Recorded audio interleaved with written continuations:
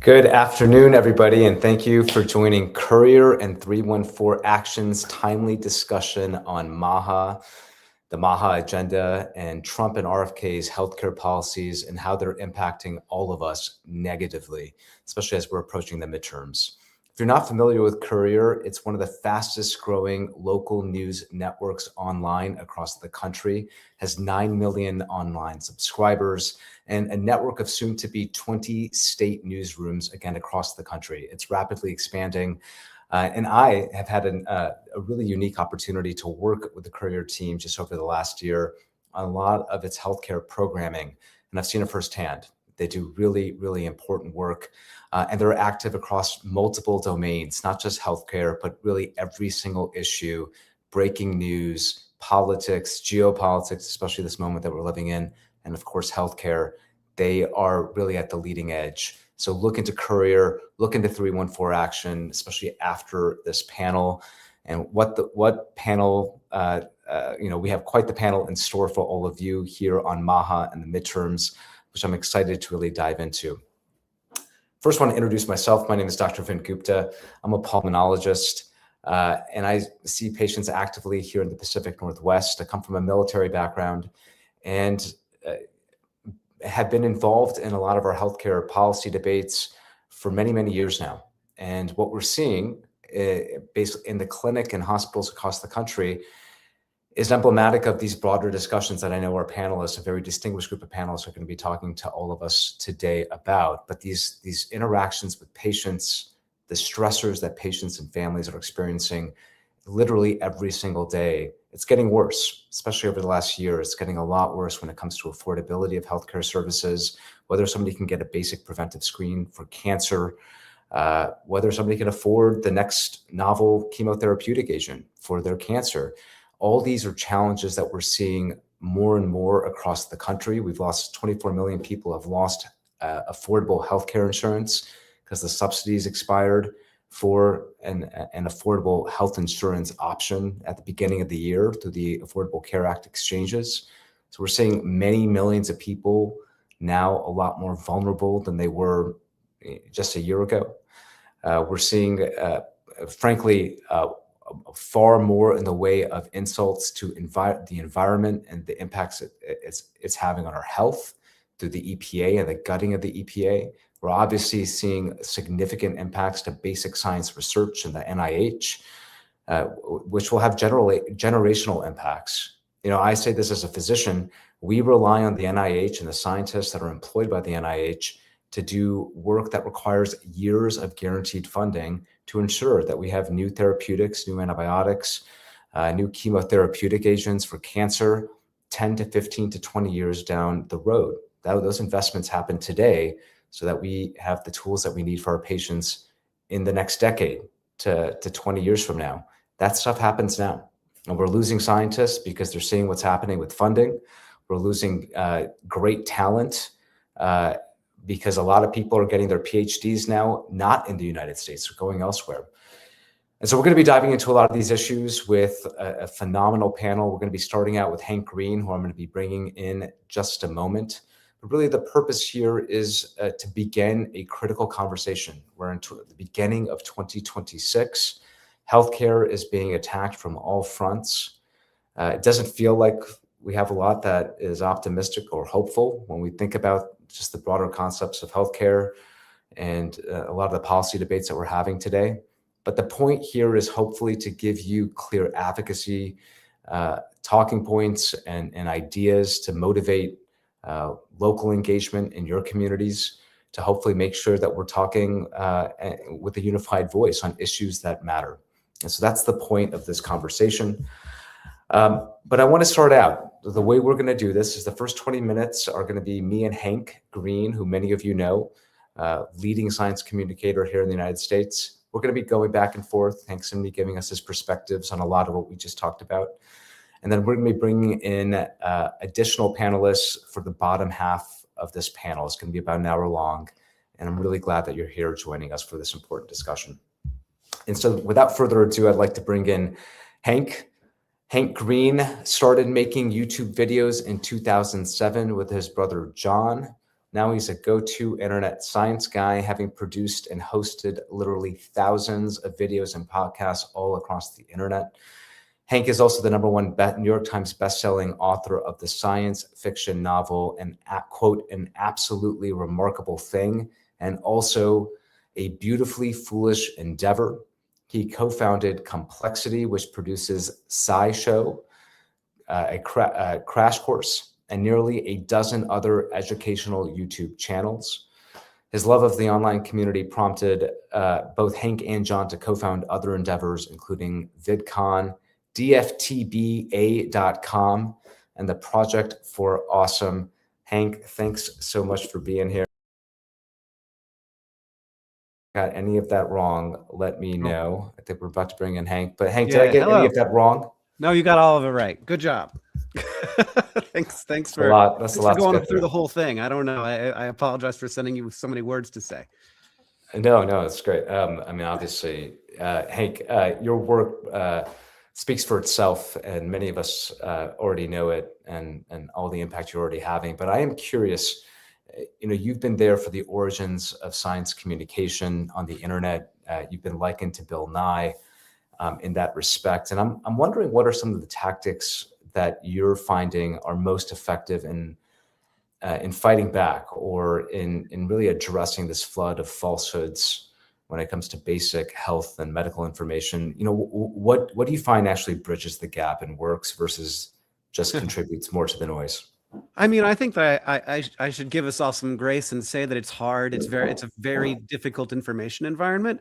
This is a somewhat typical thing that occurs with communications revolutions. I can't see Vin Gupta anymore, which makes, I can't see. Thank you. Bring him back. I want to see if he likes what I'm saying. It is a hard environment to communicate in. When you have communications revolutions, it tears everything apart. And then we end up in a situation where, people who are doing the thing that gets the most attention are the ones who feel the most real and the most authentic. And it's hard to get the most attention when you can't say the most attention grabbing thing because you have some allegiance to truth. So I can't get out here and be like, and we can, we're getting ammunition now, but I can't come out and say like, the government is poisoning your children. This thing that you thought was very good is actually very bad, and your children are going to suffer for it. And all of the ills of today are caused by the things that we used to think were good, and it's being done to you by a shadowy cabal of elites. I can't say that because it's not true, but RFK Jr. can, and he does, and he says it a lot. But I can now say that if we follow, and I could say this with evidence, that if we follow the ideas of RFK Jr. and we don't give our children measles vaccines, then there'll be giant measles outbreaks in South Carolina. There'll be kids who are like infected before they can even get a vaccine because they're too young when they're 6 months old, and then later they're going to die of a complication because the people around them weren't vaccinated. We can say these things now because they're literally freaking happening. So what I can say is that it does feel like maybe there just has to be like some antibody reaction here where we have to have a little bit of time.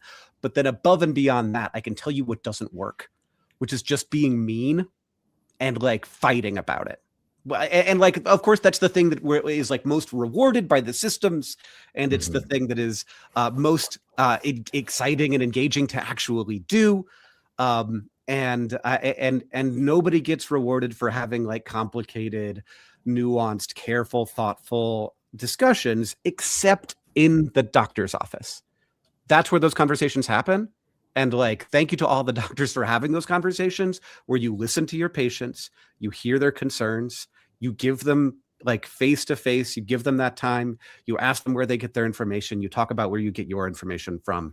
And like you bring that humanity to it. And that's so hard to give, even in situations that are seemingly designed for human interaction, a doctor's office. But nowadays, it's so, there's so much competition for that time that it can be difficult to do.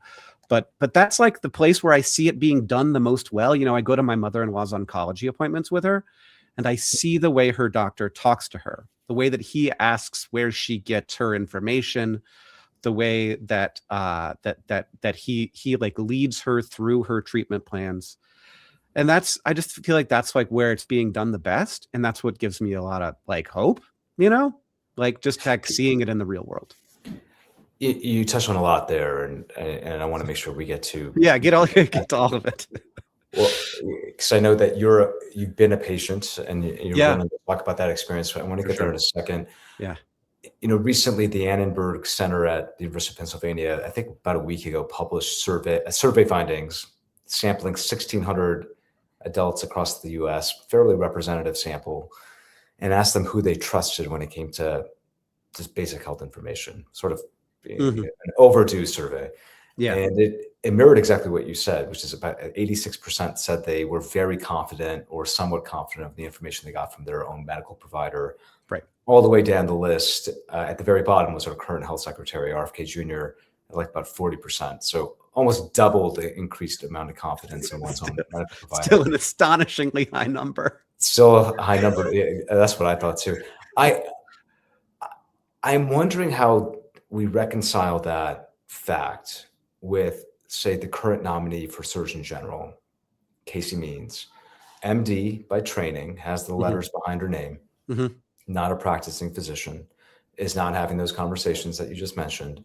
And yet it seems like her currency, just like Mehmet Oz's currency, just like RFK's currency, is to tell docs like me and my colleagues that we're uppity experts, and the term expert and the fact that we're an establishment MD, just comparing MDs, that somehow that's a strike against us. And so I wonder how we reconcile the fact that there seems to be this phenotype of individual that's anti-establishment, anti-expert, with all the same similar credentials to some degree, running and being rewarded for giving folks like us a lot of grief for doing quote unquote mainstream things. How do you reconcile that with the results of the survey? I could give you two answers to that question. I'll give you both of them. One is that right now we are in an information economy that rewards above all the ability of someone to get attention. And Dr. Oz is very good at getting attention. He's proved that over and over again. RFK Jr. is very good at getting attention, and he believes that he deserves it very deeply. And he believes, I've studied him. I've read a lot of his work. It's interesting to do. And I think that he believes his stories that he tells. I'm trying to avoid language right now. And so there is that piece of it, where right now what is being rewarded is being good at getting attention. And I didn't say like people liking you. I said getting attention. And we're talking about him right now. So he's good at getting attention, even from people who don't vibe with him. And then the second thing I'll say is that the Surgeon General, Casey Means, was not voted on by the human population of America. What happened was the fraction of the electorate who votes Republican, and then the fraction of the electorate who votes in the Republican primaries, and then the fraction of the people who vote in the Republican primaries voted for Donald Trump. And then the Democrats made a bunch of ridiculous decisions and put up a real mess to sort of against that threat. And in like sort of not having the conversation with President Biden sooner, in not deciding to do a primary. Like, these were human decisions made by humans that I had no control over. And I feel like this was that's like the story of how Casey Means happened. It's like, we got Donald Trump. And Donald Trump was like, we need to ally, like, I will happily align myself with RFK Jr., even though he doesn't care about RFK Jr.'s perspectives, and will happily like say, we need to make more glyphosate and put more glyphosate on the crops, which I think is fine. Like, I don't think that glyphosate's poison. I think that like we need to study it and make sure that it isn't dangerous. But like RFK Jr. does. That's all he talks about. That's what, like, people, when you ask them what they're actually concerned about with health, it's like chemicals, which is like, I don't know what you mean by that, but chemicals. And then it's too expensive. And the pharmaceutical industry is like corrupt and nasty and plays patent games, which are just true things that everybody should believe. And also that we should eat healthier and exercise, which doctors apparently haven't been saying to you for the last 40 years. Right. I think that like when you look at the controversial pieces, what's happening is that the people who are succeeding in politics right now are just very good, national politics, I should say. This isn't this case locally. In national politics, these are people who could get attention. And there's nobody who can get attention like Donald Trump. There's nobody who can get attention like RFK Jr. And so that that's what they're aligned on. Like that, like what do those two guys have in common? Not a lot, but they're good at getting attention. And Casey Means and Kayleigh Means they're good at the same exact thing. I want to one more question on this and then reflect on your own experiences with American healthcare more directly. It strikes me, I really have a hard time with some of the contradictions in MAHA, and we're going to be talking about this for the broader panel shortly. But wanted to get your take on this, Hank. We are so willing, or seemingly the administration and then the American public more broadly, is very willing to accept these new class of weight loss drugs, the GLPs, as something perhaps that maybe everybody to some degree may benefit from, but certainly a pretty big denominator of Americans. Trump RX, 43 medications, has gotten a lot of print. 43 medications, there's tens of thousands that exist. Most of those 43 medications on Trump RX are some version of the weight loss drugs. So they've wrapped their arms around this. I think we could also hopefully agree that very promising, a lot of potential great clinical outcomes, but not nearly as well studied as to say the measles vaccine. Yeah. Something safe, effective, studied for decades on the safety profile and efficacy profile. And so when we think about the core organizing principles of MAHA, one of which is don't put a lot of stuff in your body that's organic or inorganic and man-made or pharmaceutical. Why is it that we're embracing, or MAHA seems to embrace, a GLP, less studied, costly, maybe a litany of side effects, bone mass loss, muscle wasting, you name it. And yet they're very against vaccines. I recognize there's an ideology here and there's maybe simple explanations, but it seems to all fall down when you see that they're embracing one therapeutic that's expensive, tons of side effects potentially, we just don't know. And when it comes to the measles vaccine, it's an easy target, but seemingly for the same reasons that you would think the weight loss drug would be. I'm wondering how you reconcile one of seemingly many contradictions. How do we wrestle with that? I mean, I think that I think that you are looking at it in a way too abstractly and in a way too specifically. So the way that I understand this is simply like, what will get people to, I'm sorry to keep harping on this, pay attention to you. And if there's a new miracle drug that's interesting, and for clarity, I do actually think GLP-1s, like from the data I've seen, amazing drugs, very useful for a lot of people. And I'm very glad that we have them. That like a new miracle drug that is created and like, we don't have a lot of experience with it. It's just like and I think that there is some traction to the folks who are sort of anti-GLP-1. Like we've heard that backlash start to happen now. But this is sort of more like a cycle of excitement. Like you couldn't back in the day when measles vaccines first came out, you couldn't like be against measles vaccines because they were such an obvious good. And now you can, because like there's a vibe that like wait a second, is this actually like, it's just like which stories sound good. Right. I think is like I've read so much RFK Jr. that like that's really what feels like it comes out more and more to me. And then the other thing I'll say is I don't think that MAHA is pro GLP-1. I think that Donald Trump is. I think that RFK Jr. has been like tremendously, honestly, like a great deal of damage has been done. Don't get me wrong, but I think that like ultimately there's been a lot of like defanging, because it was never about like Donald Trump agreeing with any of this. It was just about like, let's, whatever portion of Americans, like, RFK Jr. doesn't have a lot of fans, but his fans are very diehard. And so he's going to get all of those people if he Kamala could have done the same thing. And in fact, RFK Jr. offered it to Kamala before he offered it to Trump. But like, of course, who would make that deal? Not me. So, so I don't know that that's actually the case. I think that MAHA is, in many ways, it is kind of the dog that's caught the car here, and it can't actually do a lot of what it wanted to do because they're all very bad ideas, except for the things that everybody agrees about. Right. Hank, as we're coming to a close before we bring our panelists in, I do want to make sure we have a few minutes to talk about your own personal experience with Sure. American healthcare. It does strike me that what MAHA is very good at, you're right, they're very good marketers and great. MAHA's a great marketing slogan, not much substance. They're great at attention. And it seems like they weaponized everybody's annoyance or angst or anger, frustration, whatever you want to call it, with the American healthcare system to some degree. It's frustrating as an experience. Therefore, they're going to harness it and say that they're taking on Goliath here, Sure. this healthcare industry. Can you reflect on your own experiences and the ways in which maybe that is true, and perhaps where should we be focusing on to what are the conversations we're not having that we should be having? Sure. I mean, I think that there are little things. There are things about the incentives that pharmaceutical companies have.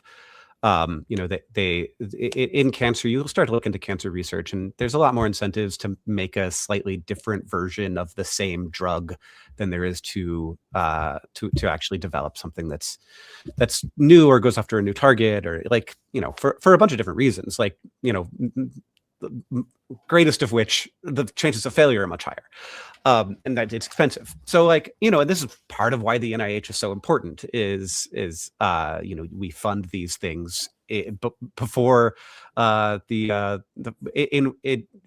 times and ways when the private sector has no incentive to. And so when you look, this has always been so interesting to me that we talk about what are the incentives. Of course, the cancer industry doesn't go after all of the cheap ways to treat cancer, but the cancer industry, the people who are doing the primary research on potential new treatments are not pharmaceutical companies. They do a little bit of it, but mostly it's universities being funded by the government. And so they're incentivized to do the things that have the most impact. They're not incentivized to do the things that are most expensive. But anyway, that's just me. But in terms of what pharmaceutical companies want to develop, there are a lot of perverse incentives there. I think we should push back against it. I also think that we have ways that we push back against it. They just are not celebrated. And then in terms of the experience of a person inside of the system, it sucks. I had the best possible version of this in 7 different ways. I had a very old cancer that has old treatments, and I took all vintage chemo, stuff that people have been taking since the 70s. And so it was quite the most expensive part of my treatment with scans, not the drugs. But if I had to take it for longer, one of my drugs would have switched over to a new one that would have been $13,000 a month. And then my insurance would have covered most of that, but it's wild to go from my entire chemo bill being $500 a treatment to being suddenly $7,000 a treatment. Right. And so these things make no sense. And the incentives are very weird. And so you can't be surprised when people are doing weird things. So you have to change the incentives. You can't let people get away with creating a treatment that extends average life by a month, and then being okay, well, that's going to take the treatment cost from $50 a pill to $13,000 a pill. That is not how that works. And they're it's all weedsy. This.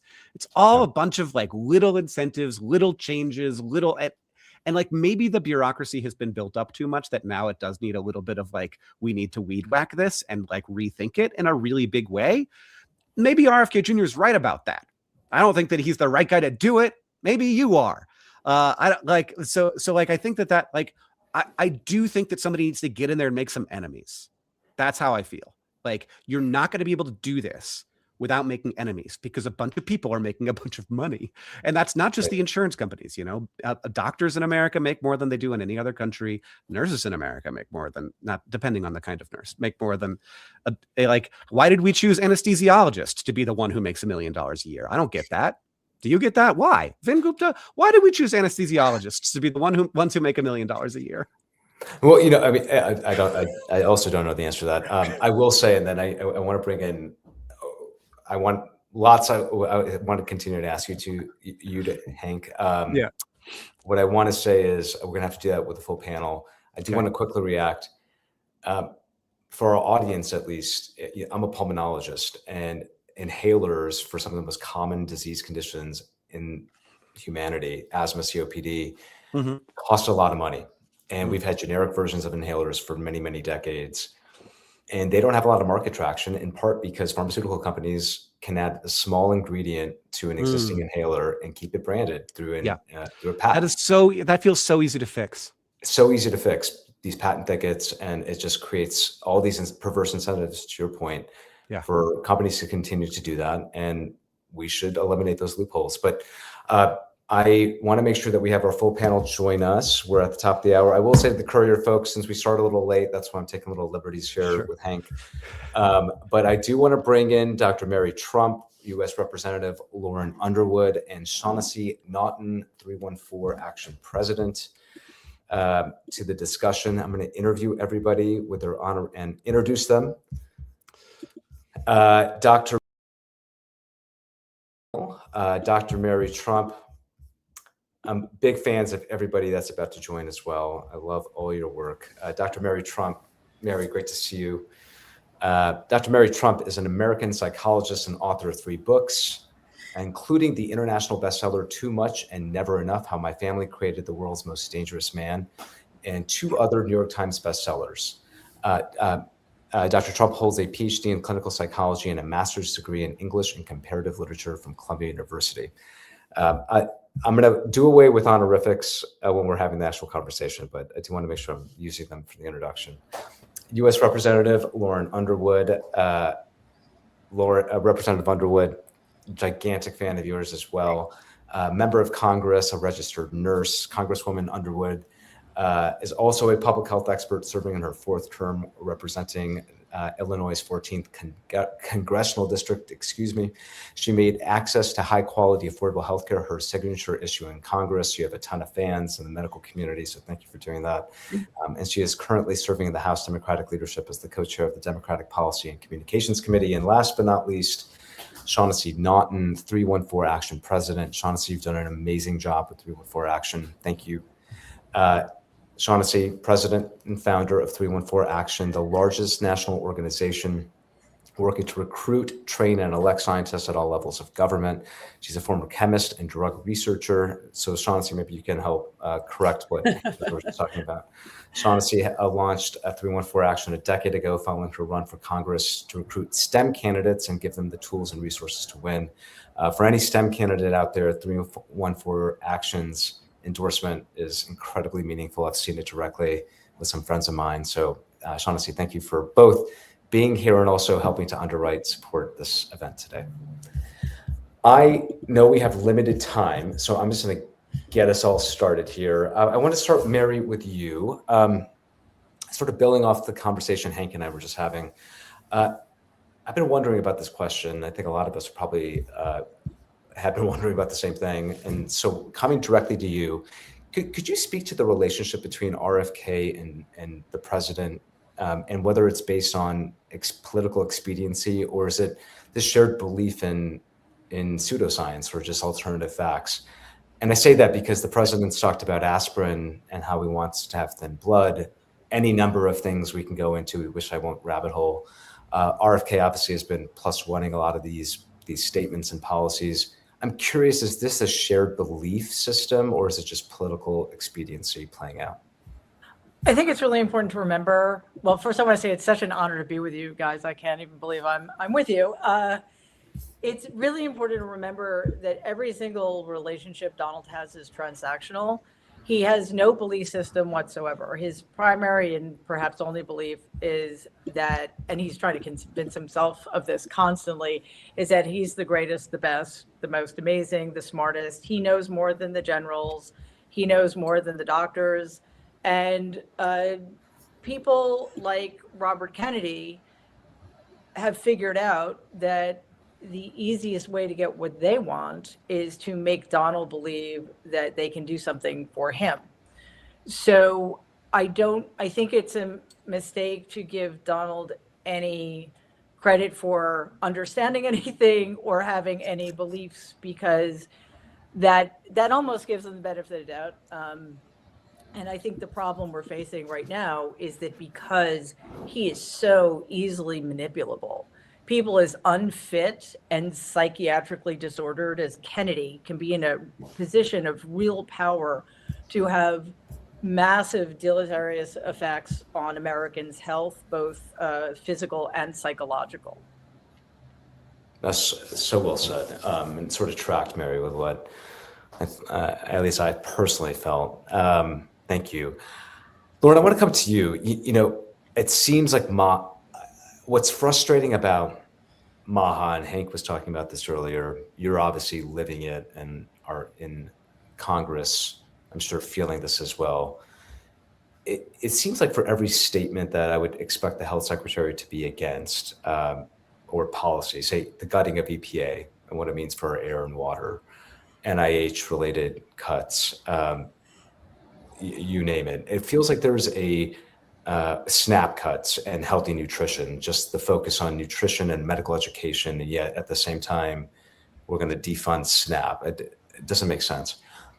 Could you speak to the seeming paradox and how you, as a member of Congress, a leading health voice in Congress, are navigating this and bringing awareness to the seeming paradox that they talk a good game, they're great at attention, and yet the policies that they're actually advocating or putting out there, the administration writ large, seems to be the very opposite of their stated intention. Wondering how you're reconciling that.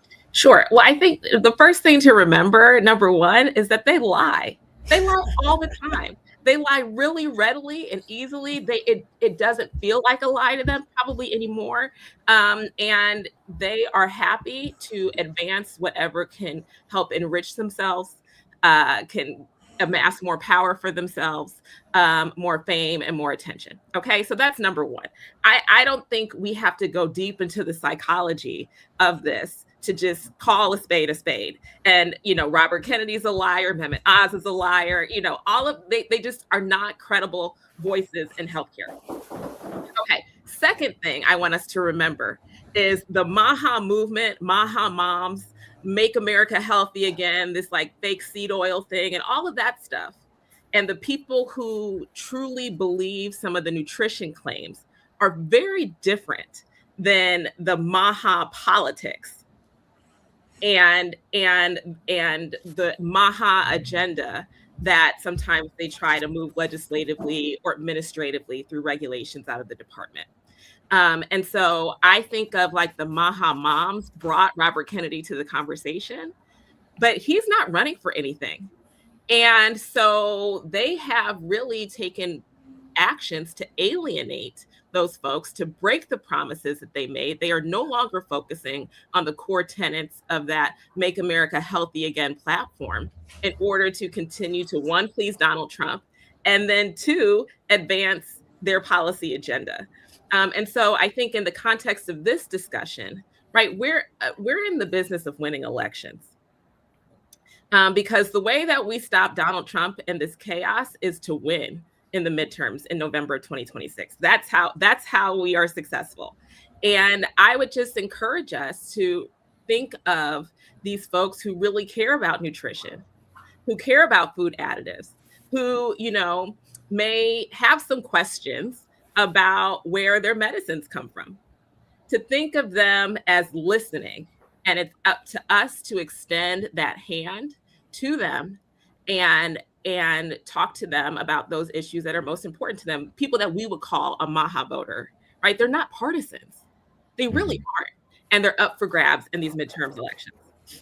Lauren, can you, just a follow-up there, I really appreciate that. Are there, for everybody listening that's trying to have a voice in these upcoming midterms, that wants to talk about healthcare issues, would you recommend us focus on certain topics that you think are really resonating? Yes. And staying away from others that might be a little bit more triggering? Wondering your guidance there. I recommend people talk about lowering healthcare costs. Donald Trump and the Republicans in charge took $1 trillion out of Medicaid. They took $500 billion out of Medicare and refused to extend the popular Affordable Care Act tax credits that allowed 25 million Americans to get access to affordable healthcare coverage.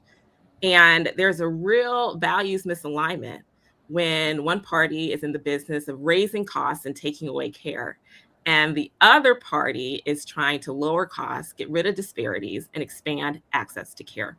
And if we can keep the message tight, I know it's really tempting to try to litigate, fact versus fiction, to try to trot out the latest scientific evidence and all the rest. But we have to remember that the American electorate is literate at the 8th grade reading level. You know what I mean? People aren't in the weeds on all of these issues, and they really are looking for someone who's going to help them and their families advance financially. Sean, thank you, Lauren. Shaughnessy, hoping you can take the baton there. That feels like a setup for 314 action and your priorities. I'm wondering, how does a scientist, a doctor, a nurse, public health official, how does that candidate, and I know many that are running in this cycle, how do they help us, or how do they help move the country forward? And then how does that sort of speak to the broader mission of 314 action?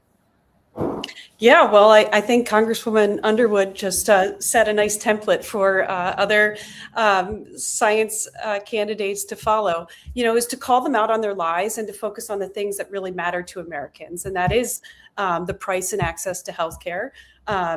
People do, the MAHA movement promised,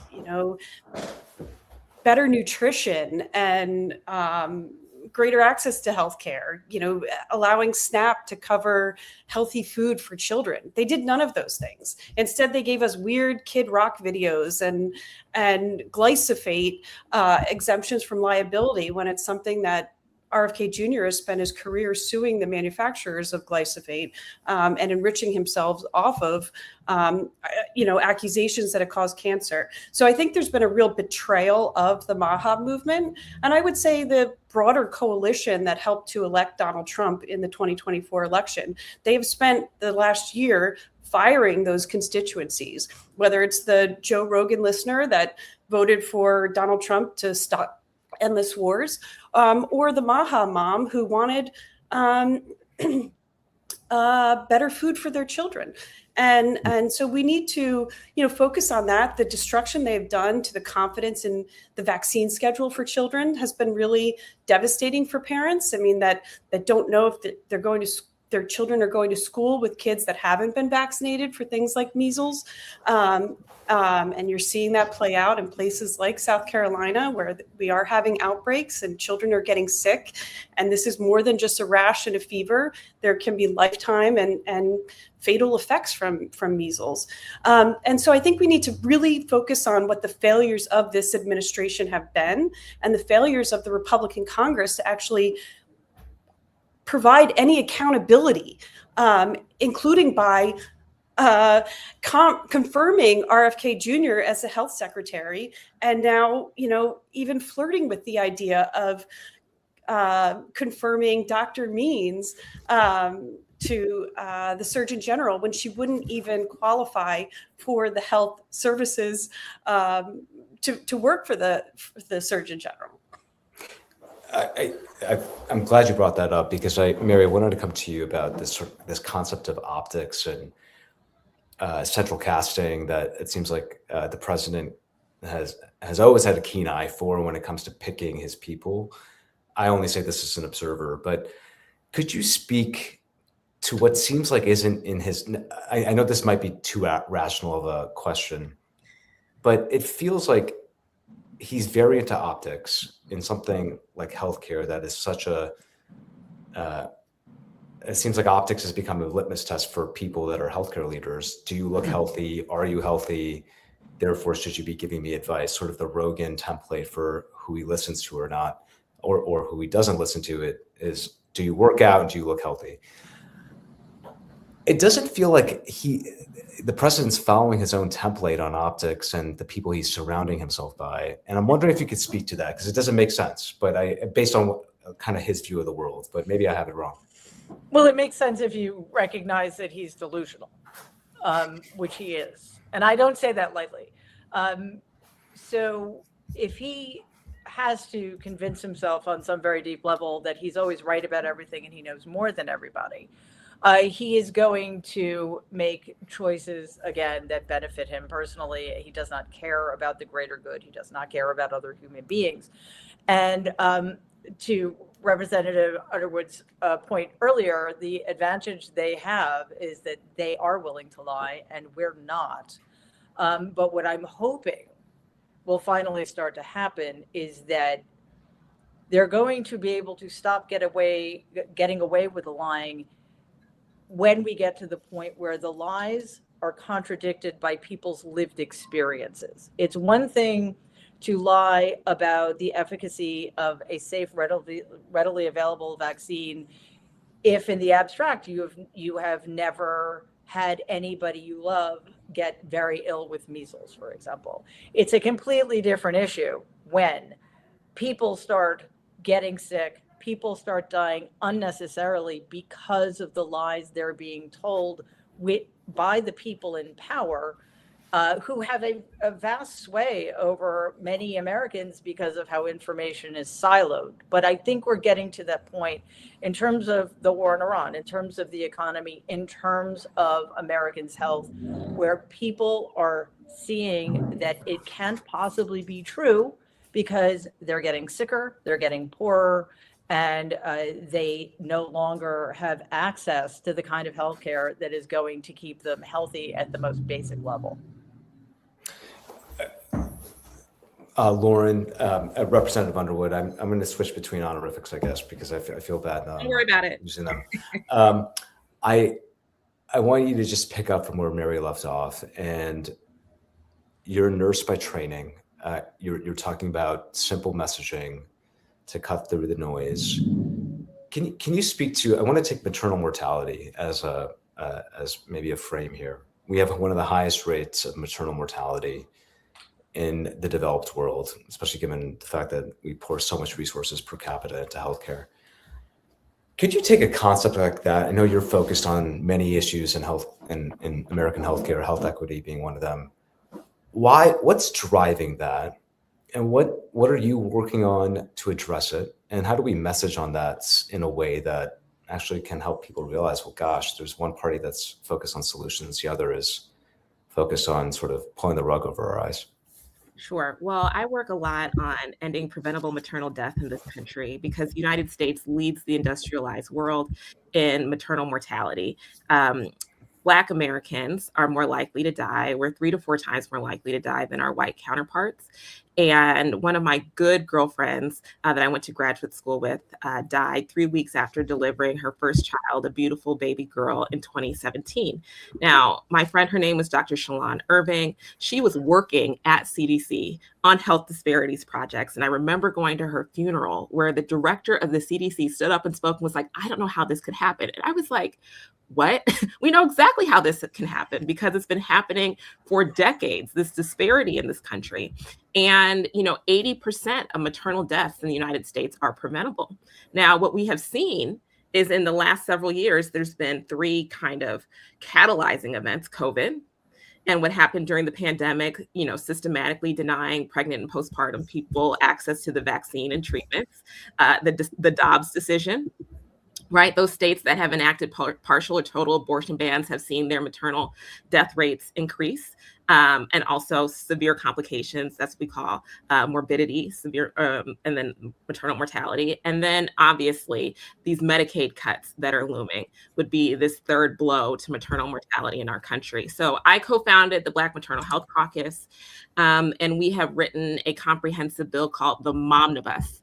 Say it with me, Momnibus. And Momnibus, yes, is a play on words. It's takes the legislative word omnibus, which means big bill, but it's for moms. And so it's called the Momnibus. 14 bills in one, and it addresses every clinical and non-clinical factor contributing to preventable maternal death. We've had some of our Momnibus bills signed into law. We've had hundreds of millions of dollars in key Momnibus priorities gone out to communities over the last several years, and we're preparing the full bill for reintroduction this Congress, where we're going to work with our colleagues on both sides of the aisle to advance the whole package. And can I just hop in here for one sec? Please. I mean, like Congresswoman Underwood really embodies why we need to elect more scientists and nurses and doctors to Congress and elected office around the country. Black maternal health has been devastatingly worse in this country for centuries, and no one had made it a priority before until she got to Congress and co-founded the Black Maternal Health Caucus, which turned into a bipartisan, bicameral caucus that is pushing this omnibus through Congress and improving health outcomes for Black women and mothers throughout this country. And it really does speak to why it is so important that we have diversity of experience in Congress. When we started 314 Action, there were more talk radio show hosts in Congress than scientists and engineers. And we have definitely chipped away at that, but there is a lot of work to do. And I think particularly around these MAHA voters this year, there's a real opportunity to bring them back into our camp, because there is a genuine concern by a lot of Americans that there are unhealthy things in our environment, and this administration is making it worse. There is a genuine concern that there is unhealthy food in our food supply, and this administration is making it worse. And there is an obvious concern that healthcare is unaffordable and unaccessible for too many Americans. And this administration and the Republicans in Congress are making it 10 times worse. And so it is so important that we listen to voices like Congressman Underwood and a lot of these doctors and scientists that we have running across the country. Okay, thank you, Shaughnessy, for stepping in. I actually want to pose this to you and then to all three of you, actually. Hank and I were talking about the information economy when it comes to what breaks through the algorithm and goes viral, which seems like that's a currency of power unto itself. When you think about, I think about the role I play in public health communications, and there's a lot of abuse one gets whenever you're talking in scientific fact now on X or whatever it is. And I'll have conversations with colleagues of mine that are not used to getting the same level of abuse, especially if they're fellow physicians or whatever it is. We're just not. I don't think that's our makeup when we're going through graduate school and caring for patients. I guess. Could you speak to the potential prospective candidates out there, Shaughnessy, that might be a 314 Action get an endorsement down the road, about the world of running for office and preparing yourself for scrutiny and potentially getting negative scrutiny? And because it feels like the path of public, sort of being in public office, that's the most foreign to that group is getting negative scrutiny. But I'm wondering if you're finding that to be the case. Well, sure. I mean, as you might know, I was a chemist and I ran for Congress. And that's part of what started 314 Action, was realizing how few scientists there were in Congress. And one of the first things that the advisors told me was to stop reading the comments section and on any article that you're referenced in. But just because the loudest and meanest voices in the room are present doesn't mean that they represent the majority. And we saw that in the Annenberg polling that was released last week, that overwhelmingly among the top professions in the country that people trust the most are scientists and doctors and nurses, sometimes even more than the military.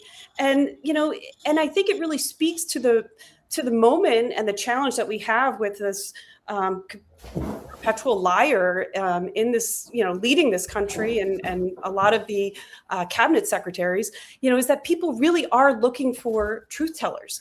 And that is what scientists and doctors and nurses represent, probably more than anything. And their credibility does extend beyond just their field of expertise. Nobody brings their child to a pediatrician that they don't trust, and they trust that pediatrician to recommend food, to tell them what they should have and shouldn't have in their house, as far as what could be dangerous for their children, and also on their vaccine schedule and medication to take. And so I think it really speaks to that wraparound trust that people have in scientists and health professionals, and a real opportunity for us to not let the perhaps those loud voices shouting down scientists and health professionals take over the conversation. Mary, can I come to you with the same question, maybe slightly revised? You're so good at breaking through the noise and delivering a clear message. I feel like that's hard to do sometimes in a 30-second soundbite in medicine or public health. And I'm wondering if you can give us some best practices or advice. Yeah, I think we need to start holding accountable the people who are enabling all of this. It isn't just Donald Trump. It isn't just Robert Kennedy. It is an entire system that is allowing them to do such damaging things to the American people. And I concur that we need more. There's been a war in expertise for decades. So it doesn't help, of course, that the only medical doctor who's a senator on the Republican Party also voted to confirm Kennedy. So, but that's perhaps his story for another time. I think we need to help people understand that what they're dealing with in terms of trauma from COVID that's never been addressed, in terms of the fact that our air and water are getting more polluted because of Republican policies, lack of access to healthcare, et cetera, et cetera. It's all being done intentionally. And the people doing these things need to have their feet held to the fire, and they need to be made to answer for these policies. And we need more bipartisan initiatives like the one Congresswoman Underwood initiated, because I think we are beyond politics and policy at this point. And as human beings, we should be focused on what is going to make our lives better, to improve the quality of our lives, and to make sure that we start caring for each other, because that has fallen out of fashion. And I think if we can speak to people at that basic level of humanity and remind them that the way we get to be healthier is to be more compassionate, empathetic, and kind. Love that. I love that. I'm going to be coming now, Lauren, to you, and then Shaughnessy, I'm going to give you the last word here. Lauren, can you did this a bit already with some of your work addressing maternal mortality, which I mean is inspiring, and I think I agree with Mary that that's the type of framework that we need to be talking more about. I'm wondering if there are other initiatives or systems being built that can give us all optimism that if we can vote for the right STEM candidates, if we can mobilize people on issues of healthcare, that perhaps the future can look a bit brighter. Could you give us other examples, things that are giving you hope that you're seeing that maybe we're not seeing? Well, I'm certainly optimistic that the American people are going to enthusiastically head to the polls. We have just started primary season, where we have seen turnout numbers that are extraordinarily high. Illinois is going to have our primary next week, and then so on.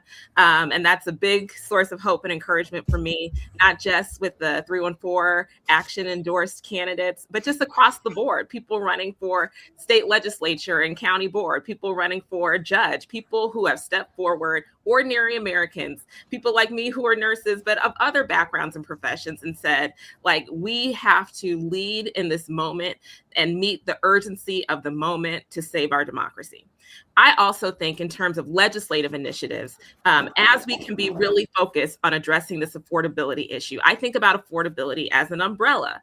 Housing, healthcare, groceries, care economy, right? So childcare and elder care and the high cost of utilities, right? Gas prices are spiking. We have to have a direct conversation with the voter and tell them what we are going to do. So with healthcare, we're going to lower the cost of prescription drugs. There's no reason that we can't have $35 insulin for everybody, right? There's a lot that we can do to make sure that we're lowering the cost of each healthcare encounter, so that, you know, your copays and deductibles, which are spiking, you know, we can address that, and along with, obviously, the high premium prices that the average family can't afford, right? Like I think as Democrats, we have the opportunity to have that really focused conversation and not only talk about it in the lens of the harm that Donald Trump and his administration have caused, but also a really positive forward-looking agenda of what they can expect when we're in charge. Beautiful. Shaughnessy, I want to give you the last word here. Why are we having these conversations? How does it jive with both 314 Action, your priorities, but also this moment for the country? Well, I mean, I do think the MAHA voters are an important constituency to be talking to, because I do think we can win a lot of those back in the midterms this year. I think people are frustrated and exhausted with the politicization of everything, of the lies coming from this administration, the false hope that they give with promises of easy solutions to really complicated problems, and they've lost credibility with a lot of these voters that feel really betrayed. And I think there's a real opportunity for scientists and health professionals to step in and earn their trust and earn their vote. And you do that, as the Congresswoman said, by presenting a vision of the future that is optimistic, that is what embodies America, that we can solve these problems. These are not impossible problems to solve, but we need to put the right people in place. And we do that by winning Democratic majorities across the country, and especially in Washington this fall. And we do that by electing more scientists and health professionals. Amazing. I got to say, I'm huge fans for the three of you. Hank, I thought Hank was joining us, but Hank, if you're around and watching, at least, the four of you are incredibly influential in shaping these debates and just in people's understanding of these issues. So thank you, Dr. Mary Trump, Representative Lauren Underwood, Shaughnessy Naughton, all you do for 314 Action. You serve such a vital role for the public commons, and we're grateful. I'm very grateful, just as a clinician. I will say, for all of our attendees, thank you for joining us. I hope this is the first of multiple programs that we can do together on this topic, especially as we approach the midterms. I also want to just, again, thank our incredible panelists for your statements, for keeping it just as direct and clear as possible to help guide how we talk about these issues in our own communities. I do also want to just urge everybody that's listening to follow all of our panelists, including Hank, on social, across their social platforms, Courier News, 314 Action on their socials. They are constantly pushing out, whether it's Courier and important newsy items across a range of issues. This quite literally digital breaking news in ways in which you can easily ingest it. Highly recommend that you follow Courier and 314 Action. I actually know who to support or learn about interesting candidates, especially in STEM fields, by following 314 Action across social platforms. So I hope you'll do the same. And again, this event is recorded. It's going to be available to watch on Courier's YouTube channel shortly. And again, thank you to 314 Action for helping to sponsor this, and for all of you for just being here. Thank you so much, and I hope that we could do this again soon.